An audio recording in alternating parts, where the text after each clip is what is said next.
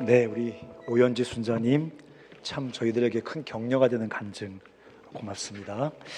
오늘 하나님께서 우리에게 주시는 말씀은 로마서 8장 15절부터 18절까지, 제가 지난주에 14절까지 같이 보면서 성령과 함께 전진하는 삶에 대해서 같이 나눴는데, 오늘 15절부터 사실은 이제 좀 더 읽어야 되지만 다 읽지 않고 일단은 3절만 15절부터 18절까지 같이 읽겠습니다.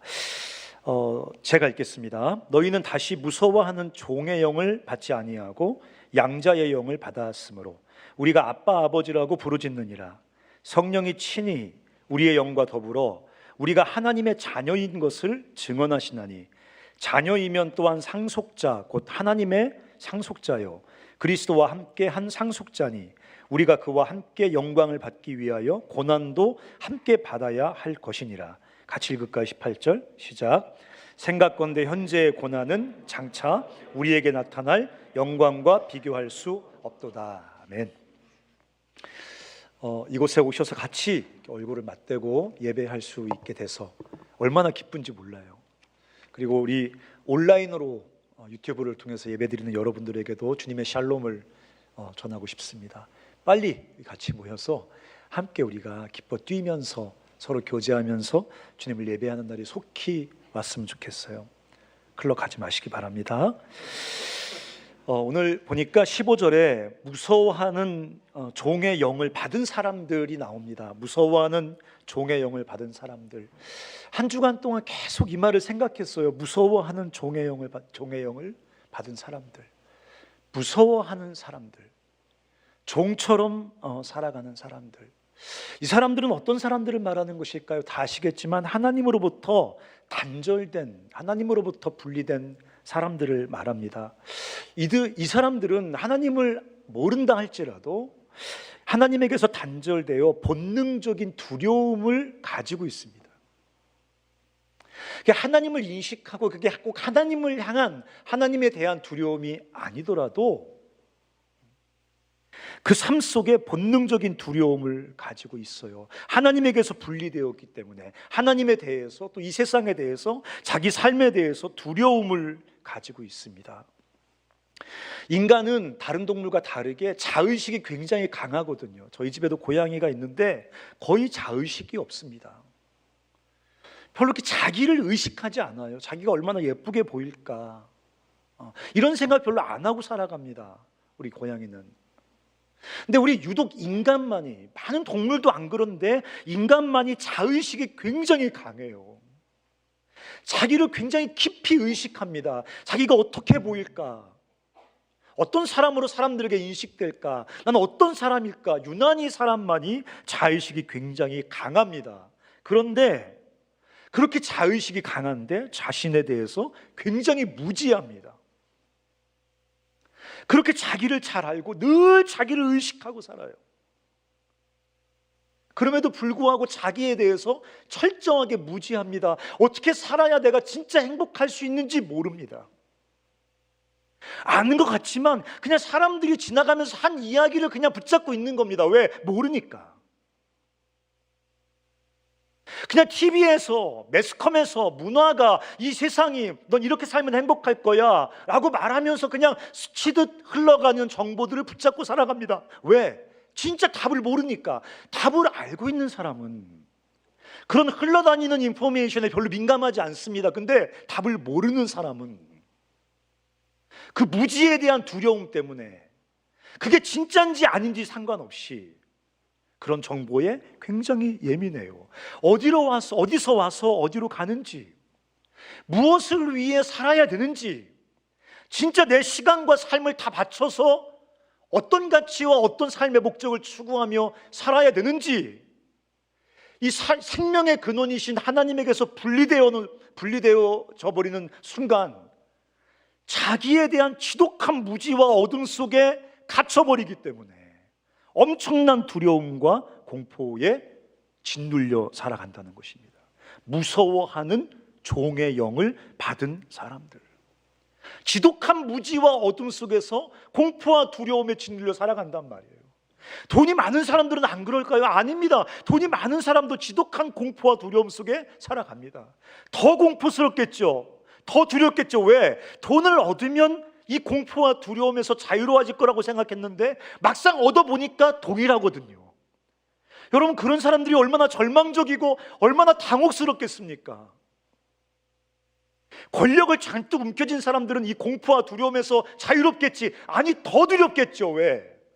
그 권력을 움켜쥐면 공포와 두려움에 자유로울 거라고 생각했는데 움켜져 보니까 똑같거든요. 사람들은 하나님에게서 분리된 채 지독한 무지와 어둠 속에서 두려움과 공포에 짓눌려 살아간단 말이에요. 그게 왜 그래요? 사실은 그 두려움과 공포의 본질은 하나님에게서 분리되어 하나님을 향한, 하나님에게서 소외되어 하나님을 향한 공포와 두려움인 것입니다.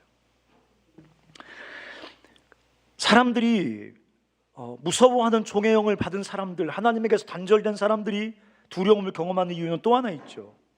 통제할 수 없는 세상과 그 속에서 일어나는 상황들 때문에 늘 두려워합니다.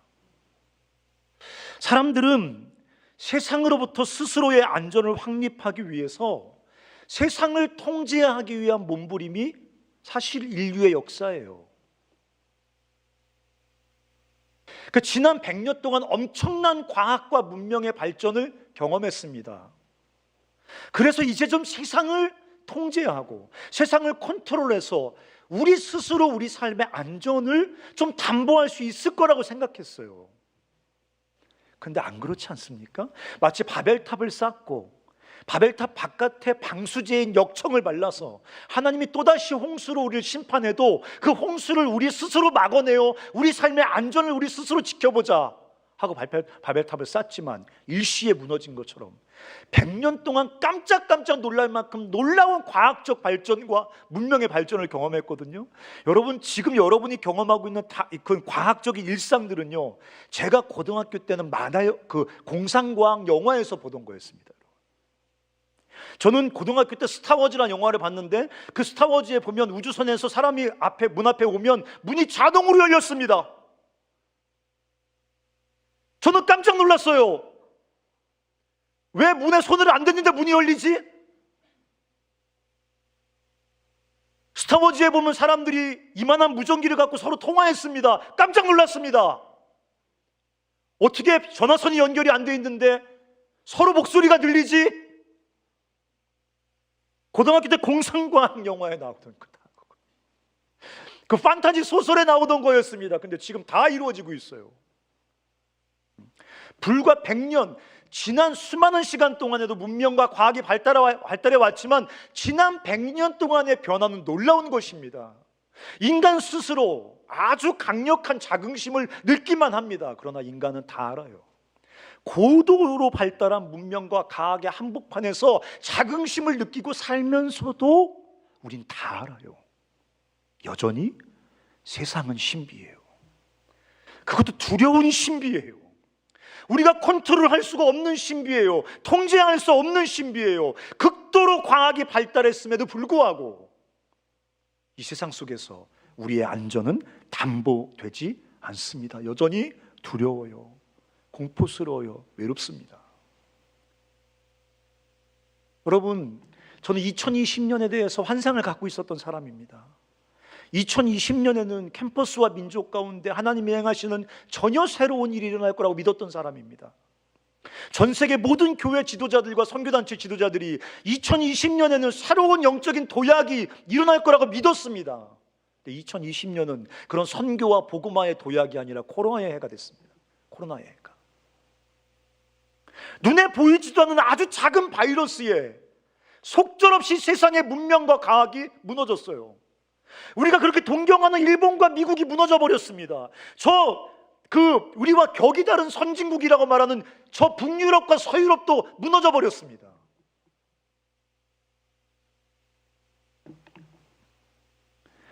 사람들은 세상 속에서 통제할 수 없는 세상과 통제할 수 없는 세상의 수많은 상황들과 사건들 속에서 두려워합니다. 도대체 어떻게 될 것인가, 이 세상이, 또 이 세상 속에서 도대체 내 삶 속에 어떤 일들이 일어날 것인가 두려워요.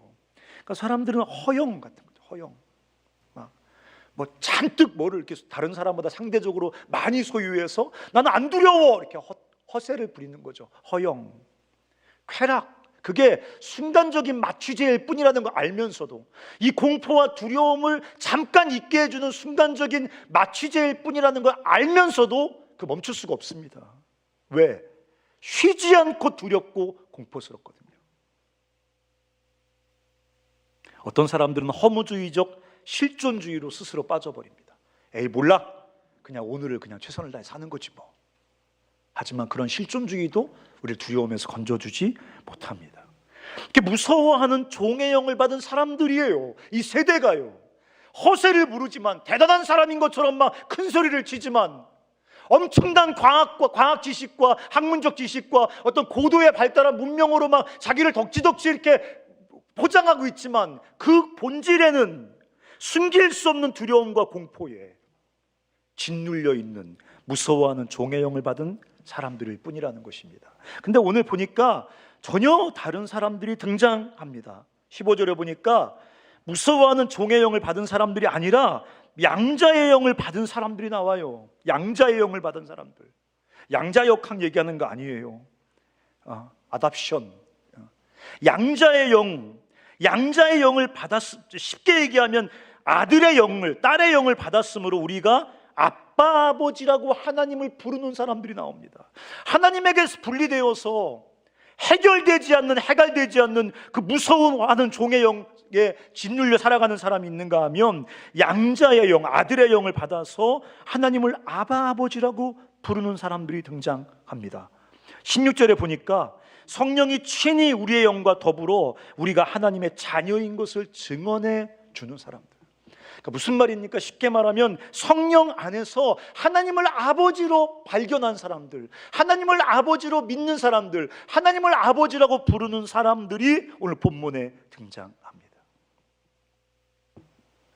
성령께서 하나님이 우리 아빠 아버지, 헬라어에 보니까 아바 파테르, 아바 파테르 이렇게 말해요. 그러니까 아빠 아버지이심을 성령께서 우리에게 알게 해주신 사람들, 성령 안에서 하나님을 아바 아버지로 알고 아버지라고 부르는 사람들이 등장한다는 말입니다. 본문에 한번 읽어볼까요? 15절 16절 한번 띄워줘 보실래요? 한번 읽어볼까요? 자, 시작.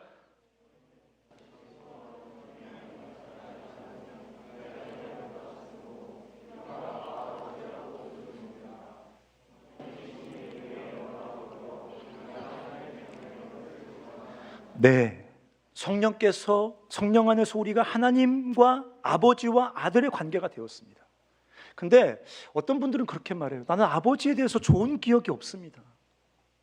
우리 아버지는 그렇게 인격적이고 그렇게 그 하나님의 어떤 그 형상을 우리에게 그 비유로 보여줄 만큼 그런 아버지가 아니었습니다. 난 아버지가 기억이 없습니다. 근데 오늘 여기 아버지와 아들이라고 말하는 건 하나의 유비예요. 비유. 그러니까 하나님과 우리와 얼마나 깊은 관계를 맺고 있는지를 우리에게 알려주기 위해서 성경이 쓸 수 있는 가장 친밀한 단어인 거죠. 아버지와 부모와 자녀, 아버지와 자녀죠. 이건 유비예요. 아버지와 아들이라는 이 말이 가지고 있는 것보다 훨씬 더 깊고 친밀한 사랑의 관계 속으로 우리가 성령 안에서 하나님과 관계를 맺게 되었다고 성경은 말하고 싶은 것입니다. 한번 요한복음 14장 20절 한번 띄워줘 보십시오. 요한복음 14장 20절 한번 읽어볼까요? 요한복음 14장 20절 한번 읽어볼게요. 시작. 아니 그 다음 절을 띄워주세요. 그 다음 절. 자, 시작.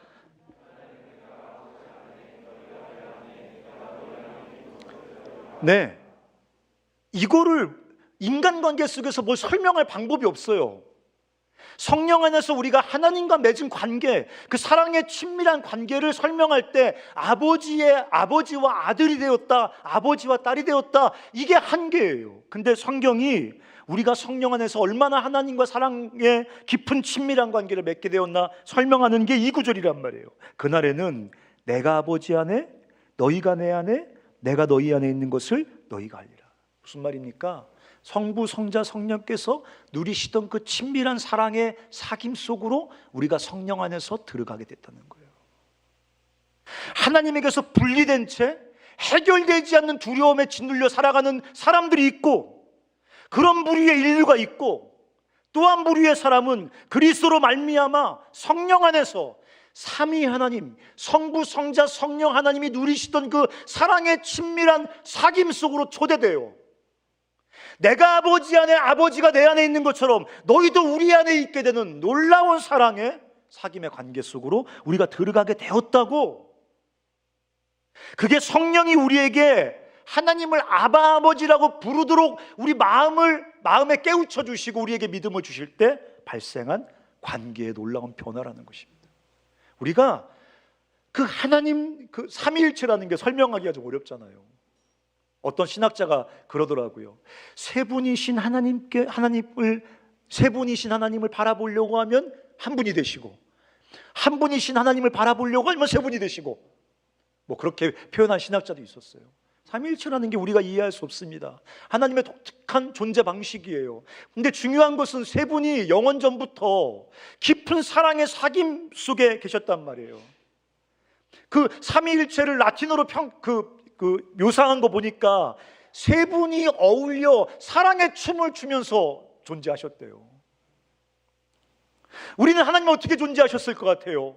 세 분이 의자에 앉아가지고, 세 분이면서 한 분이, 한 분이면서 세 분이 그냥 영원 전부터 웃지도 않고 울지도 않고 그냥 똑같은 인상을 쓰시고 똑같은 포즈로 앉아가지고 영원히 계셨을 것 같잖아요. 근데 성경에서 그 삼위일체의 하나님이 영원 전부터 어떻게 계셨냐고 묘사하고 있냐면, 사랑의 춤을 추면서 서로 가장 깊은 사랑의 사귐을 누리며 계셨대요. 근데 그 속으로 그리스도를 통하여 성령 안에서 우리가 초대되었다는 말입니다. 우리가 그 하나님의 놀라운 사랑 안으로 들어가게 되었다고 성경은 지금 말하고 있어요. 근데 오늘 재미난 구절이 나옵니다. 15절 보니까 맨 마지막에 아빠, 아버지라고 부르짖는데요. 이 부르짖는다는 말은 크라조라는 말이에요. 크라조. 그래서 제가 좀 이상했어요. 그냥 아바 아버지라고 부른다라고 표현하거나 아바 아버지라고 고백한다고 표현하거나 이렇게 고백해야 되잖아요. 근데 크라조라는 말은 무슨 말이냐면, 까마귀가 깍깍 할 때 그 까마귀의 그 울음소리, 그 의성어에서 그 원어는 거기서 시작된 말이에요. 그러니까 이 말은 뭐냐면 두 가지 의미로 쓰여요. 하나는 아주 고통 속에 있는 사람이 도움을 호소할 때 쓰이고, 또 하나는 그냥 스크림, 그러니까 비명 있잖아요. 비명, 이렇게 비명 지르잖아요. 이럴 때 그냥 단순히 비명을 지를 때도 이 단어를 쓴단 말이에요. 예를 들어서 귀신 들린 사람이 예수님이 오시니까 귀신 들린 사람을 버려두고 도망갈 때 이 단어가 쓰였어요. 도움을 호소할 때 쓰는 단어기도 하지만 이건 단순한 비명에도 쓰이는 단어예요. 왜 아빠, 아버지라고 부르짖느니라, 아빠, 아버지라고 크라조라는 단어를 왜 썼을까가 궁금해지는 거예요. 삼위 하나님 안에 사랑으로 갇힌 하나님의 자녀들, 그들의 삶에 또 하나의 자리가 있는 거예요. 그거는 고난인 것입니다. 그리스도를 통하여 성령 안에서 삼위 하나님의 그 깊은 사랑의 사귐 속으로 우리가 들어가서 영원히 그 안에 거하지만 또 하나 우리 삶의 자리가 있는 거예요. 그건 고난인 거예요. 오늘 이 편지를 받는 최초의 수신자들도 고난의 삶의 자리에 있었습니다. 사도 바울이 이렇게 영광스러운 구원의 이야기를 할 때 항상 고난의 이야기를 같이 해요. 로마서 8장만 아니라 로마서 5장에도 하나님과 전혀 새로운 관계를 맺게 된 그 하나님의 칭의에 대해서 얘기할 때도 즉시 고난의 이야기를 합니다. 오늘 8장에 성령 안에서 경험되는 영광스러운 구원을 얘기할 때도 바울은 고난으로 우리를 데리고 갑니다. 고난받는 사람들, 고난받는 하나님의 자녀들, 그리스도와 함께 영광을 상속받는 사람임에도 불구하고 더불어서 그리스도와 함께 고난을 당하고 있는 사람들, 그게 오늘 이 편지를 받는 사람들이고, 사도 바울이 이 성경이 너희가 하나님의 그 영광스러운 사랑의 사귐 속으로 초대받은 사람들이다라고 말하고 있는 사람들이 바로 고난을 당하고 있는 그리스도의 제자들이라는 것입니다. 여러분, 재밌잖아요. 저는 이게 너무 재미있어요.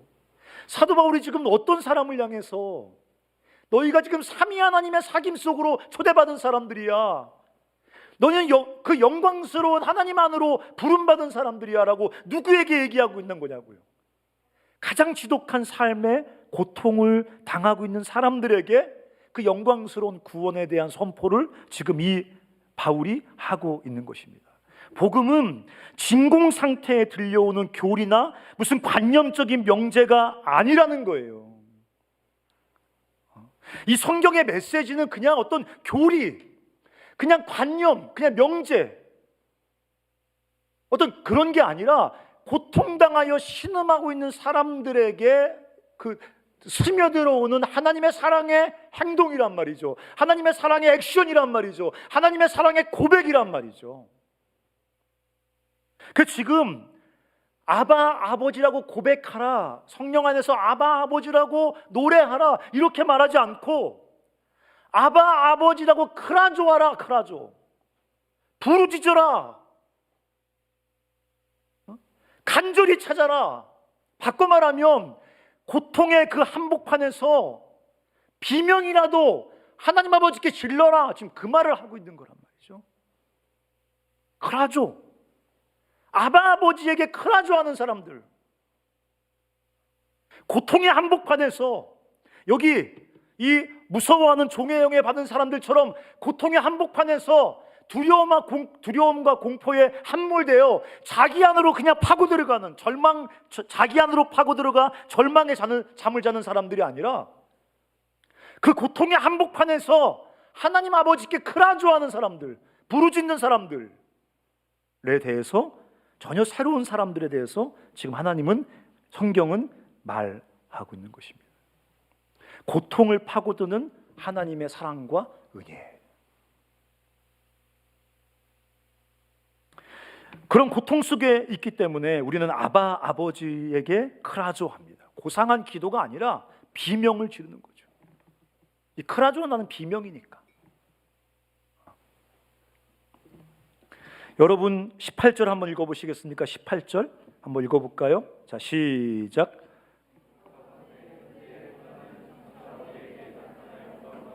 네, 여기 보면 사도 바울이, 여러분 대충 느껴지시죠? 현재의 고난은 무슨 말이에요? 현재 고난당하고 있는 거예요. 현재 고난당하고 있는 사람들에게 쓴 거예요. 근데 뭐라 그럽니까? 장차 우리에게 나타날 영광과 비교할 수 없도다. 이게 어떻게 느껴지십니까? 얼마나 고통스러운지 좀 느껴지십니까?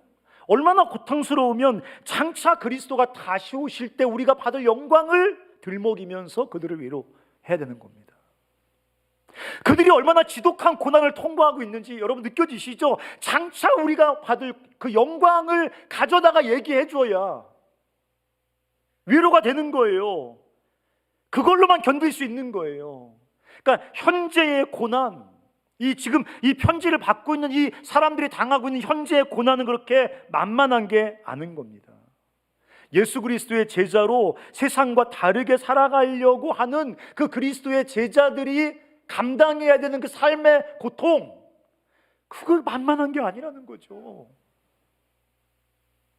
그냥 세상을 닮아가면 되지만, 그냥 세상을 따라 흘러가면 되는데, 그리스도를 믿기 때문에, 그리스도의 제자이기 때문에 나는 세상을 닮지 않고 그리스도를 따라가겠다고, 세상을 거슬러 좁은 길로 걸어가려고 할 때 그 삶이 그렇게, 그 삶에서 당하는 고통이 그렇게 만만한 게 아니란 말이죠.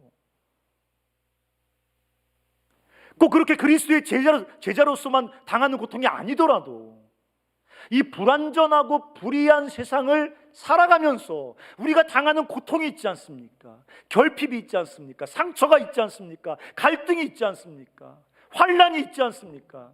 그것도 사실은 감당하기가 쉽지 않은 거라는 거죠. 그래서 대부분의 사람들이 그런 고통 속에서 두려움과 공포에 함몰되어 버리지만, 우리는 아바 아버지를 향해 크라조 할 수 있는 사람들이기 때문에 그분을 찾고 그분을 부르고 그분에게 우리 슬픔과 고통과 서러움의 비명이라도 질러내면서 그 고통을 지나가는 사람들이라고 오늘 성경은 우리에게 말해주고 싶은 것입니다. 놀라운 것은 뭐냐면 우리의 그 크라조에 성령님도 반응하신다는 거예요. 한번 읽어볼까요? 26절 한번 띄워주실래요? 26절 한번 읽어볼까요? 자, 시작.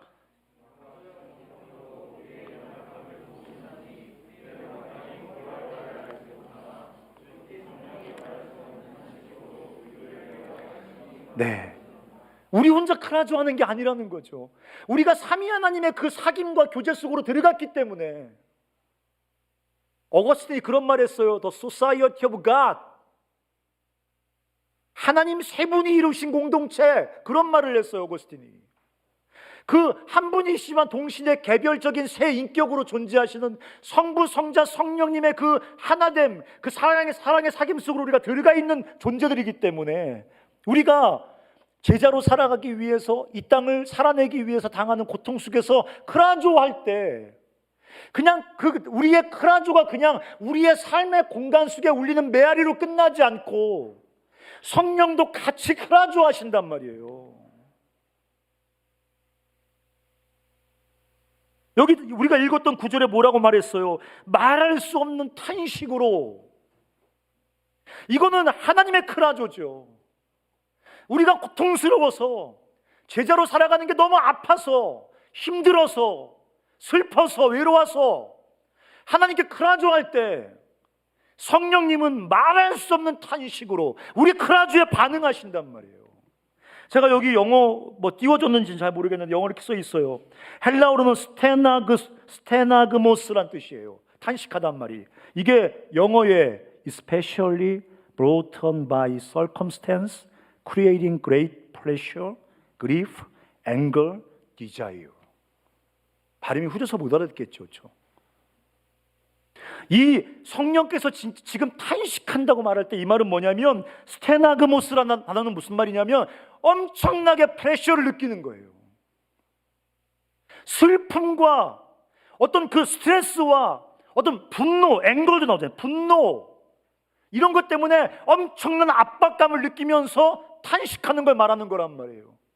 우리의 그 크라조가 고통에서 하나님을 향해 그 터져 나오는 어떤 그 높은 음의 위침이라면 그 성령의 깊은 탄식이 우리의 크라조를 만난다고요.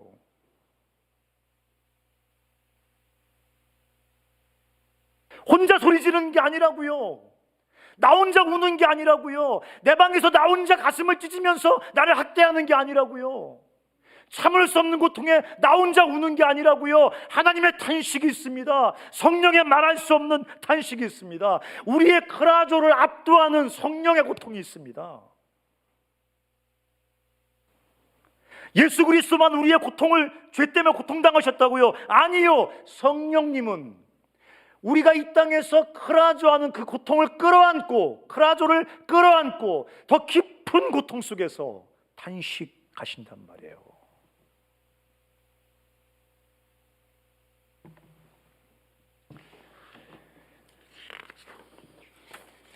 그렇게 양자의 영을 받아서 아들의 영을 받아서 그 하나님과 깊은 사랑의 사귐 속으로 들어가서 지독한 고통을 지나야 되지만 하나님께 크라조하면서 그분의 사랑의 탄식 속에서 그 고통을 지날 수 있는 사람들은 오늘 본문에 보니까 그 고난 속에서 영광을 소망하게 된다고 말합니다. 한번 여러분 읽어보실래요? 18절 한번 읽어보실래요? 18절 한번 읽어볼까요? 시작.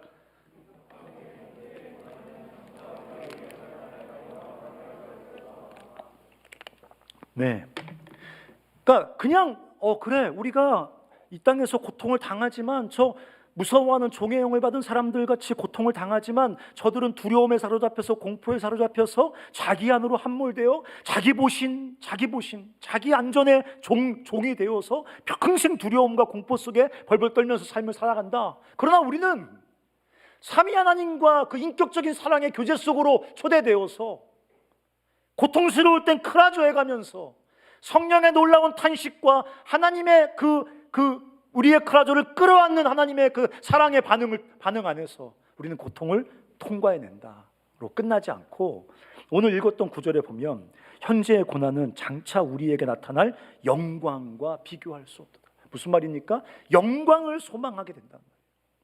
영광을 소망하는 자리로 나간단 말이죠. 그냥 고난을 견디는 게 아니에요.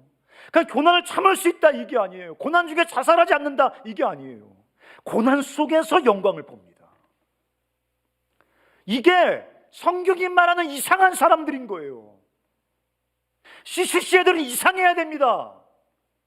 조금 더 나으면 안 돼요. 조금 더 성실하고 조금 더 열심히 하고 애들은 고통하면 자살하려고 하는데 우린 자살은 안 해. 왜? 지옥 가니까. 너무 근심하지 않아. 왜? 우린 나중에 천국 가니까. 그런 걸 소망이라고 말하지 않습니다. 무서워하는 종의 영을 받은 사람들과 또 전혀 다른 하나님을 아버지라고 부르는 사람들일 뿐만 아니라 우리는 고난 속에서 영광을 보고 경험하고 소망하는 사람들이라는 거예요. 여기 보니까 우리 고난 속에서 이 고난과 비교할 수 없는 영광을 압니다. 영광을 봐요. 하나님 안에서 하나님과 함께 받는 우리의 고난은 비교할 수 없는 영광을 끌고 온다는 것을 압니다. 따라서 해보시겠습니까? 고난은 비교할 수 없는 영광을 끌고 온다. 네. 비교할 수 없는 영광을 끌고 와요. 그래서 진짜 하나님의 사랑을 경험하고 그 하나님의 사랑을 알고 있는 사람들은 그리스도를 위하여 그리스도를 인하여 당하는 고난을 피하지 않아요. 고난은 비교할 수 없는 영광을 끌고 오거든요. 현재의 고난은 장차 우리에게 나타날 영광과 비교할 수 없다. 근데 이 영광은 미래에 갇혀 있는 게 아니에요. 성경이 말하는 영광은 지금 고난 속에서 우리가 영광을 본다, 영광을 경험한다고 말할 때 이 영광은 미래에 갇혀 있는 무엇이 아닙니다. 그 영광은 고난당하는 오늘 우리 삶 속에 침투하여 오늘 우리 삶 속에 경험되어진다는 거예요. 그래, 맞아. 고난당하다 보면 나중에 우리가 영광으로 다 그거 갚아주실 거야. 그래, 맞아. 고난당하다 보면 나중에 영광의 때가 올 거야. 그걸 지금 성경이 말하고 있는 게 아니에요. 미래의 영광을 가다 놓는 건 성경의 관점이 아닙니다. 하나님께서 우리에게 약속하신 그 영광이 오늘 우리 삶 속에 엄습해 와서 오늘 우리 삶에 경험되어진다는 거예요. 28절에 보니까 이렇게 나와 있지 않습니까? 우리가 알거니와 하나님을 사랑하는 자 곧 그 뜻대로 부르심을 입은 자들에게는 모든 것이 합력하여 뭐를 이룹니까? 선을 이룹니다. 이게 무슨 말입니까? 하나님이 미리 아신 자들을 또한 그 아들의 형상을 본받게 하기 위하여 미리 정하셨으니 이는 그로 많은 형제 중에 맏아들이 되게 하려 하심이니라. 또 미리 정하신 그들을 또한 부르시고 부르신 그들을 또한 의롭다 하시고 의롭다 하신 그들을 또한 영화롭게 하셨느니라. 과거형을 써놨어요. 무슨 말입니까? 영광은 미래에 우리가 이 고난을 참다 보면 뻥하고 주님이 오셔서 우리에게 영광의 면류관을 씌워준다, 그런 말이 아니라는 거예요. 고난을 당하고 있는 오늘 우리의 삶 속에 영광이 스며들어와서 그 고난과 영광이 같이 막 맞물리고 막 이렇게 같이 뒤섞여서 그 고난 속에서 우리의 삶에 하나님 영광이 덧입혀진다. 우리가 그 영광을 경험하게 된다 라고 지금 성경은 우리에게 말하고 있는 것입니다. 28절에 뭐라고 말하고 있습니까? 모든 것이 합력하여 선을 이룬다. 이 모든 것, 모든 일을 재료로 삼아서 우리 삶 속에 선하신 하나님 영광을 이룬다. 이 말 속에 이 모든 일이란 모든 일, 모든 것 속에 우리의 고난이 다 포함되지 않겠습니까? 우리가 당하는 상황들, 사건들, 사람들, 심지어 고통스러운 고난과 상처들까지 다 포함해서 하나님이 그 주권적인 사랑으로 그 모든 것들 속에 스며들어 오셔서 그것을 통해서 우리 삶 속에 하나님의 영광스러운 선하신 계획을 이루신다. 따라서 해보시겠습니까? 고통은 하나님의 임재다.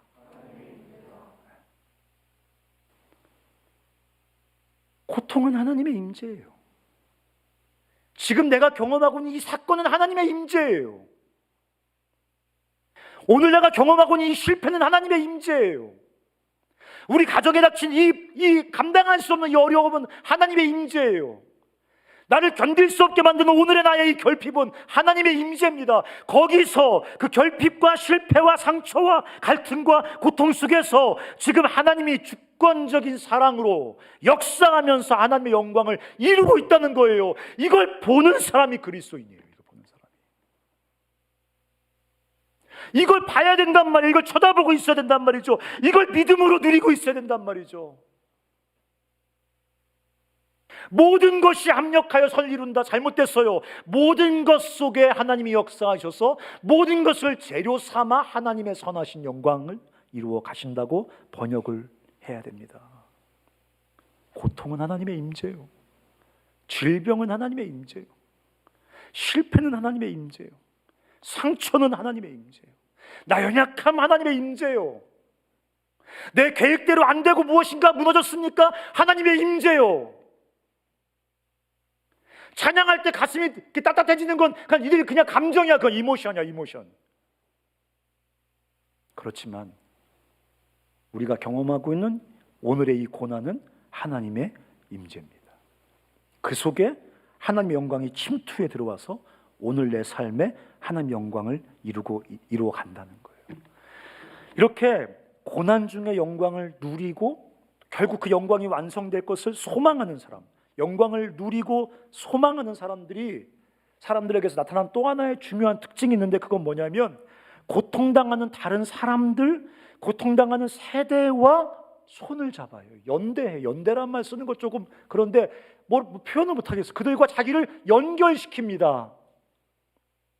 그래서 내 고통과 내 고난, 내 아픔 속에 영광으로 역사하시는 그 하나님의 영광을 경험하고 소망하는 사람들. 여기 아까 말했잖아요. 모든 것이 합력하여 선을 이루게 하고 결국 우리를 영광에 이르게 하실 것을 우리가 아까 얘기했잖아요. 그래서 내 삶 속에 이 고난을 통하여 실패와 연약함을 통하여 하나님 영광이 이루어지고 있구나. 그리고 결국 영광이 완성되어지겠구나. 이 영광을 경험하고 소망하는 사람들은 자기만 그 영광 안에서 소망을 누리며 즐거워하는 게 아니라 고통당하는 다른 사람과 손을 잡습니다. 다른 고통당하는 이 세상과 자기를 연결시킵니다. 그들의 탄식과 그들의 고통 소리가 들려옵니다. 그들에게 하나님의 영광을 얘기해주고 싶어합니다.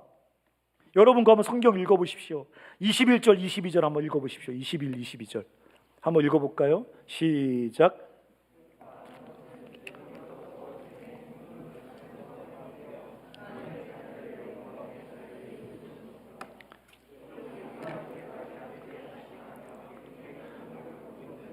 여러분 지금 바울은 이 성경을 쓸 때 하나님이 불러주시고 받아쓰기 하고 있는 거 아닙니다. 지금 성경은 그렇게 쓰여진 게 아닙니다. 사도 바울이 기도하다가, 사도 바울이 성경을 묵상하다가, 사도 바울이 세상을 바라보다가 문득 알게 된 거예요. 깨닫게 된 거예요. 느끼게 된 거예요. 뭘 느꼈습니까? 피조물도 썩어짐의 종노릇에서 해방되어 하나님의 자녀들의 영광의 자유에 이르는 것이니라. 피조물이 다 이제까지 함께 탄식하며 함께 고통을 겪고 있는 것을 우리가 아느니라. 피조물의 고통이 느껴져요. 피조물의 탄식 소리가 들려요. 피조물의 신음소리가 느껴진다고요. 피조물의 신음소리가 들린단 말이죠. 고난 속에 하나님의 영광을 경험한 사람들, 고난 속에 하나님의 영광을 체험한 사람들, 고난 속에서 완성되어져 가는 하나님의 영광을 소망할 줄 아는 사람들은 이 세상이 당하는 고통에 대해서, 이 세상의 고통의 그 신음소리에 귀가 열려 있단 말입니다.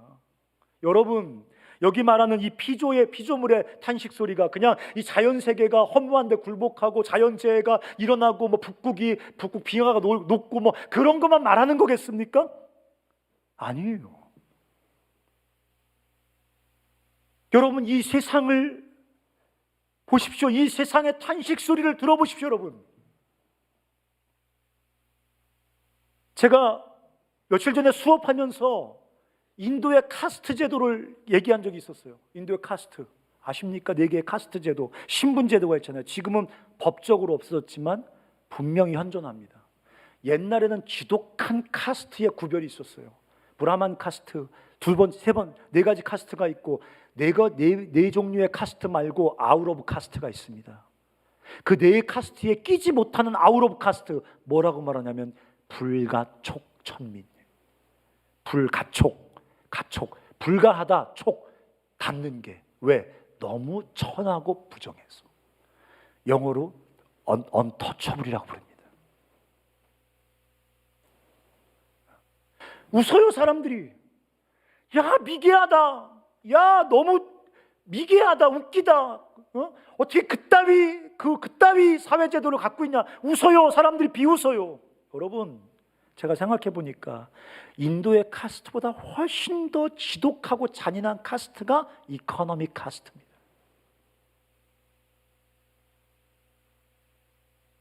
인도의 카스트는요, 죽고 나면 카스트가 바뀝니다.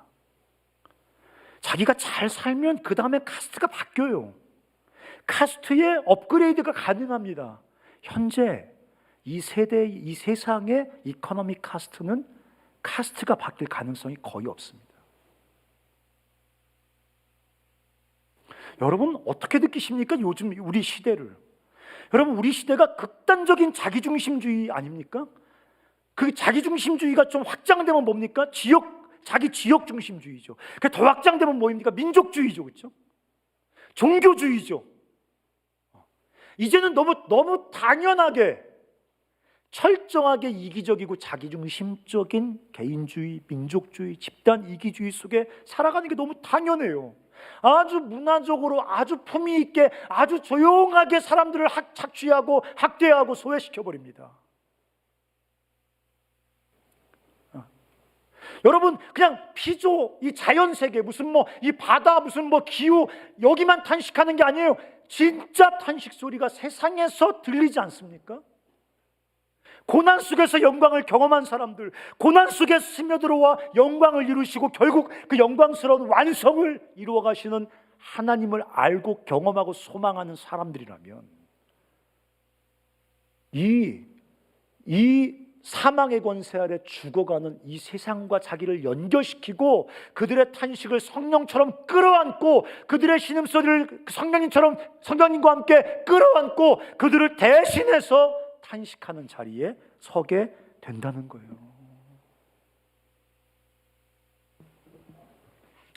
여러분, 23, 25절에 그 중요한 단어가 하나 나옵니다. 23절 마지막에 보면 어떤 단어가 나옵니까? 23절 마지막 단어에 보면 뭐가 나와요? 기다리는 이라 나오죠. 그렇죠? 25절 마지막에 뭐가 나옵니까? 기다린다고 나오죠. 그렇죠? 안 나오죠. 여러분 성경에는?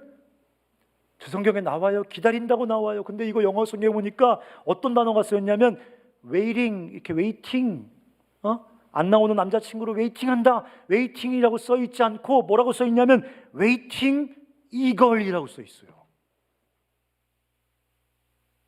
무슨 뜻입니까? 단순히 웨이팅하는 게 아니에요. eagerly, 열정적으로 웨이팅하는 거예요. 열정적으로. 우리가 세상을 살아가면서 주님이 내 삶 가운데 영광을 완성하실 겁니다. 이 소망, 이 기다림은 그냥 웨이팅이 아니에요. 웨이팅 eagerly. 주님이 내 인생 속에 영광을 완성하실 거 믿지만 그 하나님의 영광을 완성해 가시는 역사 속에 나도 뛰어들어가지고 적극적으로 기다리는 거예요. 열정적으로 싸우면서 기다리는 거예요. 하나님께서 완성하지만 나도 영으로서 몸의 행실을 죽이는 by the Spirit, 성령과 함께 몸의 행실을 죽이는 그 싸움에 막 이걸리 열정적으로 적극적으로 뛰어들어가서 적극적으로 주님을 기다리는 거예요.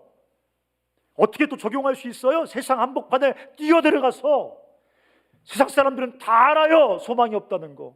돈 많은 놈도 다 알아요. 소망이 없다는 거. 그러니까 미친놈처럼 돈을 모으는 거예요. 그 미친놈 아닙니까? 다른 사람은 집이 없어가지고 다 골골거리고 있는데 집을 막 2살짜리한테 집을 상속시켜요. 그럼 내가 볼 땐 약을 먹어야 되는 수준인 거예요. 약을. 얼마나 무서우면 그러겠어. 얼마나 무서우면 얼마나 무서우면 2살짜리한테 아파트를 해. 얼마나 무서우면 1살짜리한테 주식 50억을 물려줘. 얼마나 무서우면. 다 두려움 속에 절망하고 있단 말이에요. 다 알아요. 그들은 소망이 없다는 거를. 그 절망하고 두려워하는 종의 영에 사로잡혀서 다 절망하고 있는 사람들 속에 들어가서 아니야, 영광의 소망이 있다라고 말해줘야지. 다시 하나님과 연결되어지면 우리가 당하는 지독한 고난을 통해서 하나님께서 영광을 완성하실 거다. 아무런 소망이 없어 보이지만 주께서 영광을 우리 삶 가운데 이루어가실 거다. 경제, 정치, 사회, 문화, 종교 다 죽어버린 것 같지만, 다 이상하게 왜곡되어서 쓰레기가 돼버렸지만, 하나님께서 다시 거기에 오시면 다시 영광스럽게 회복시키고 완성시켜 나가실 것이다. 세상과 연결하고 세상 속에 뛰어들어가서 영광의 소망을 얘기해야죠. 웨이링 이걸리.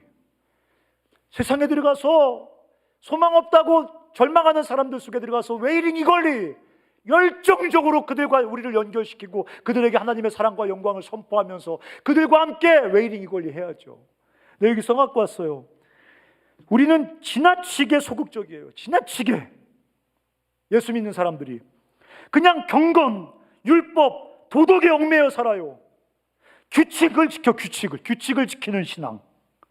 규칙을 안 지키면 죄책감 느끼고, 그럼 교회 가서 한 번 또 울고, 다시 또 규칙을 열심히 지키고, 못 지키면 또 울고, 회개하고, 또 규칙을 지키고. 그게 바로 무서워하는 종의 영을 받은 사람들이란 말이에요. 그게 예수 그리스도를 믿는 제자의 신앙이 아니란 말이에요. 성령 받은 사람들. 그래서 하나님을 아빠라고 부르면서 고난 속의 영광의 소망을 보는 우리가 뭐를 할 것이냐? 고통당하는 세상 속에 뛰어들어가서 그들의 손을 잡고 하나님의 나라가 도래한다. 하나님께서 그 나라를 시작하셨다. 그분을 믿고 그분을 따를 때 그분이 당신의 삶과 이 세상을 당신의 나라로 완성해 가실 거라고. 세상 속에 뛰어들어가서 웨이링 이걸리 열정적으로 하나님의 나라를 기다리며 하나님과 함께 그 나라를 만들어가는 사람이 돼야죠. 그렇지 않겠습니까? 세상이 만들어준 룸 속에 받쳐가지고 말이죠, 세상이 만들어준 룸이 있잖아요. 그 룸이 전부라고 생각하는 사람들 속에 들어가가지고 어떻게든지 그 룸에 가장 상층부로 올라가서 나라도 좀 먹고 살아야지, 그렇게 사는 사람들이 아니라 그 룸에 갇혀있는 사람들에게 얘들아, 다른 룸이 있어. 세상에 다른 공간이 있어. 다른 세계가 있어. 그 죽음으로 치닫는 트랙을 막 열심히 뛰는 사람들 틈바구시에 들어가가지고 어떻게 하면 신앙의 힘으로 1등할까 그렇게 미친 짓 하는 게 아니라, 얘들아, 다른 트랙이 있어. 이 트랙 말고 생명으로 인도하는 다른 트랙이 있어 라고 말해줄 수 있는, 연약하지만 우리도 고난 속에서 신음할 수밖에 없는 사람이지만 그래도 우리는 크라조 할 수 있잖아요. 그래도 우리는 영광의 소망을 알고 있잖아요.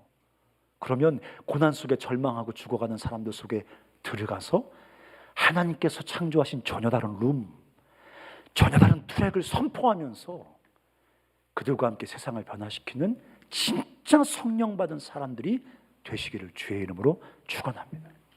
성령 받고 교회에 갇혀 있지 말고 성령 받고 세상에 흩어져서 세상을 뒤집는, 세상을 변화시키는 하나님의 사람들이 다 되셨으면 좋겠습니다. 같이 우리 찬양 하나 했으면 좋겠습니다. 내가 매일 기쁘게 순례의 길을 행함,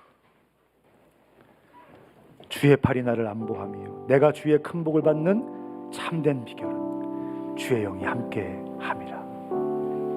일어나셨어.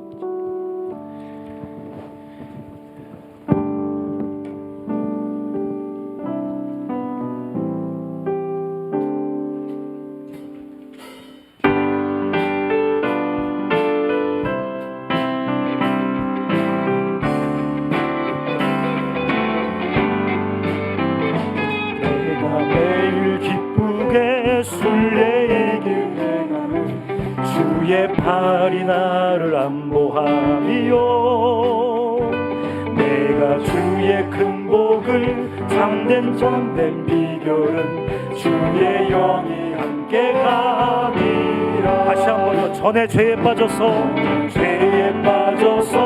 영원하리 예수 십자가의 공로 힘입어 그 발 아래 엎드려 참된 평화 얻으리 주의 영이 함께하리라. 나와 동행하시고 모든 영영하시니 나는 숲의 새와 같이 기쁘다. 내가 기쁜 마음으로 주의 뜻을 행함은 주의 영이 함께하리라. 성령이 계시네.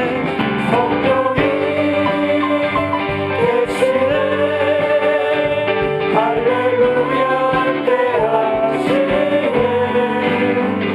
좁은 길을 걸으며 영광 기뻐하는 것 주의 영이 함께하리라. 세상 모든 욕망과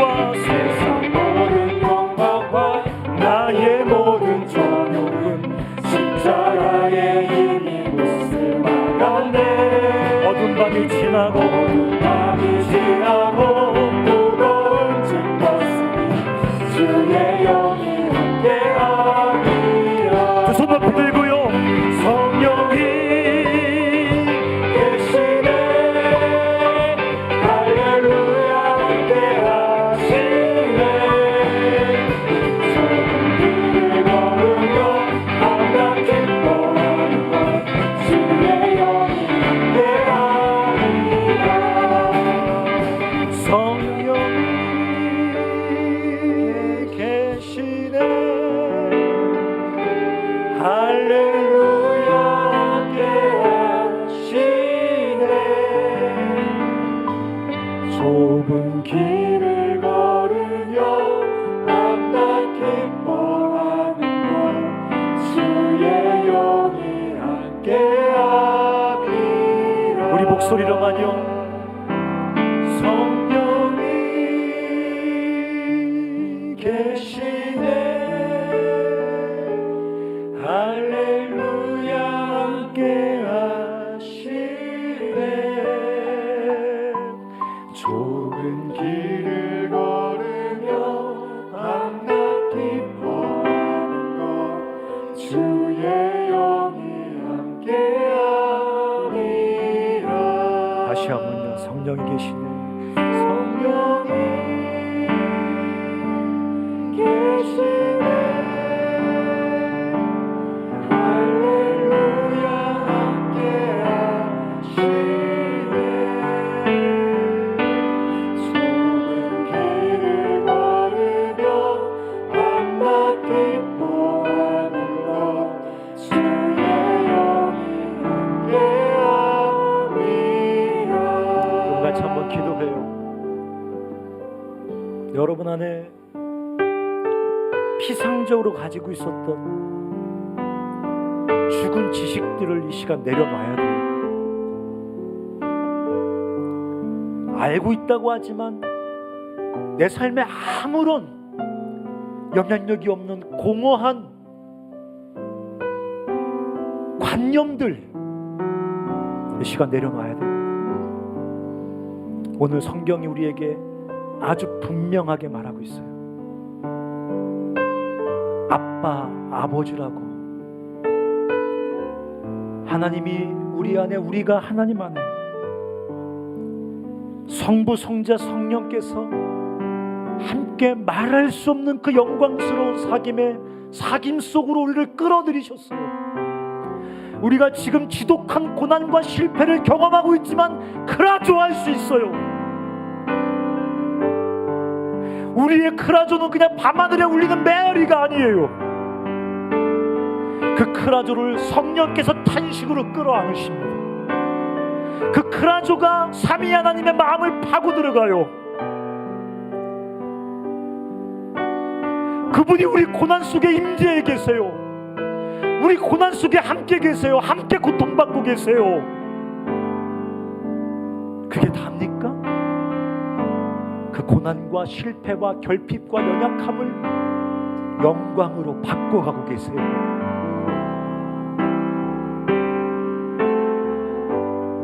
그 정도면 기쁨의 크라조를 외쳐야 되는 거 아닙니까? 두려워하는 종의 영을 받은 사람들과 다르게 지독한 고난과 결핍 속에서도 노래를 불러야 되는 거 아닙니까? 두려움을 끊어내고 공포를 이겨내면서 이 땅에서 두려움의 종의 영을 받은 사람들과 다른 트랙을 뛰어야죠. 하나님 아버지, 내가 삼위 하나님 안에서 그 사랑에 갇혀 있습니다. 내 고난과 결핍은 하나님의 임재입니다. 다르게 살겠습니다. 세상이 만들어 놓은 그 잔인한 작은 룸 속에 들어가서 서로 죽이며 살아가는 이 세상 속에 적극적으로 뛰어들어가서 예수 그리스도의 복음, 그게 뭐예요? 예수 천당 무신지옥입니까? 네, 맞아요. 하지만 다른 말로 말하면, 사랑하는 여러분, 다른 길이 있습니다. 다른 룸이 있습니다. 생명으로 인도하는 다른 삶의 방식이 있습니다. 나를 따라오십시오. 나와 함께 그 길로 갑시다라고 말하는 게 복음이에요. 같이 이 시간 기도할 때 성령님이 우리를 충만하게 하여 주시옵소서. 그렇게 살 수 있게 도와 주시옵소서. 절망 속에, 고통 속에 절망하지 않고 고통 속에 도리어 고통당하는 사람들의 손을 붙잡을 수 있게 성령으로 충만하게 하여 주시옵소서라고 같이 한번 기도하겠습니다. 살아계신 아버지 하나님, 우리 형제자매들을 축복하여 주시옵소서. 형제자매들에게 성령으로 충만하게 하여 주시옵소서. 아버지여, 우리를 성령으로 충만하게 하여 주시옵소서. 성령으로 채워주시옵소서. 그래서 고난 속에서 아버지 하나님여 영광을 보게 하여 주시옵소서. 고난 속에서 하나님의 임재를 보게 하여 주시옵소서. 고난 속에서 하나님의 영광을 보게 하여 주시옵소서. 고난과 아픔과 결핍 속에서 하나님의 임재와 사랑을 보게 하여 주시옵소서. 주님 역사하여 주시옵소서. 인도하여 주시옵소서. 도와주시옵소서. 도와주시옵소서. 세상 속에 들어가서 세상과 살고 그들을 아버지 생명의 길로 인도하시고 성령 충만한 예수 그리스도의 제자들 다 되게 하여 주시옵소서. 살아계신 아버지 하나님, 하나님께서 도와주시옵소서. 성령 충만, 성령 충만, 성령 충만, 성령 충만, 성령 충만하게 하여 주시옵소서. 세상을 뒤집고 세상을 변화시키는 하나님의 사람들 다 되게 하여 주시옵소서.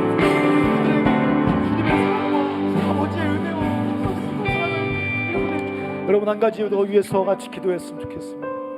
어떤 고난 속에 있습니까? 여러분, 어떤 결핍과 어떤 아픔과 어떤 상처 속에 있습니까? 어떤 실패 속에 신음하고 있습니까? 그 고통이 하나님의 임재인 것을 아셨습니까? 그 실패와 결핍과 그 상처가 하나님의 임재인지 아셨습니까? 하나님께서 바로 거기 임재하셔서 하나님 영광을 이루어가는지 아셨습니까? 여러분, 이 시간 같이 한번 주님 앞에 기뻐하면서 믿음으로 기도했으면 좋겠습니다.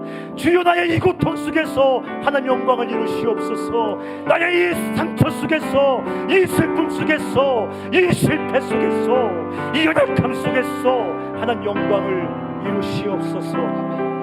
혹시 여러분, 목사님 나는 아무런 고통이 없어요, 그런 사람 있습니까? 아무런 상처가 없어요, 아무런 결핍이 없어요, 그런 사람 있습니까? 고통당하는 사람에게 가십시오. 그 사람의 고통을 나누어 주십시오. 그 사람의 신음을 같이 하십시오. 그럴 때 여러분 하나님 영광을 경험하게 될 것입니다. 주여, 고통이 고통 속에서 영광이 보일 때까지 성령으로 충만하게 하여 주시옵소서. 교회 안에 CC 안에 갇혀 있지 않고 세상 속에 뛰어들어가서 사람들의 손을 붙잡고 다른 트랙을 뛰자고 그들을 끌고 갈 때까지 나를 성령으로 충만하게 하여 주시옵소서. 종교 안에 숨어있지 못하게 하여 주시옵소서라고 다시 한번 기도하겠습니다. 살아계신 아버지 하나님 축복하여 주시옵소서. 성령으로 충만하게 하여 주시옵소서. 주여, 우리의 고통이 하나님의 임재입니다. 우리의 상처가 하나님의 임재입니다. 우리의 실패가 하나님의 임재입니다. 형제와 자매들 낙심하여 아버지 하나님 자기 안에 함몰되지 않게 하여 숨지 않게 하여 종교 속으로 도망가지 않게 하여 주시옵소서. 아버지 하나님 신앙 속으로 도망가지 않게 하여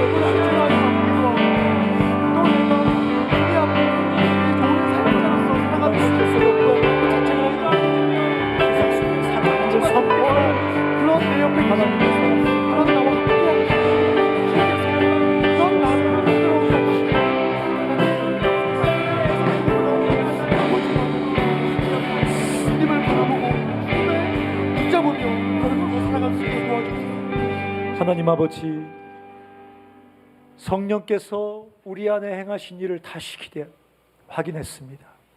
우리 사랑하는 형제자매들 고통 속에 기뻐하게 하여 주시옵소서. 영광의 소망을 품고 세상 속에 적극적으로 들어가서 성령과 함께 새로운 나라, 새로운 길, 새로운 생명을 선포하는 하나님의 사람들 다 되게 하여 주시옵소서. 코로나19로 사면이 다 막혀버렸습니다. 그러나 오늘 사랑하는 우리 자매가 간증했던 것처럼 우리가 성령과 함께 이 벽을 뚫고 나가서 절망하고 두려워하는 종에 사로잡혀 있는 세상의 수많은 사람들에게 소망과 생명을 선포하는 우리 사랑하는 형제와 자매들 다 되도록 주께서 역사하여 주시옵소서.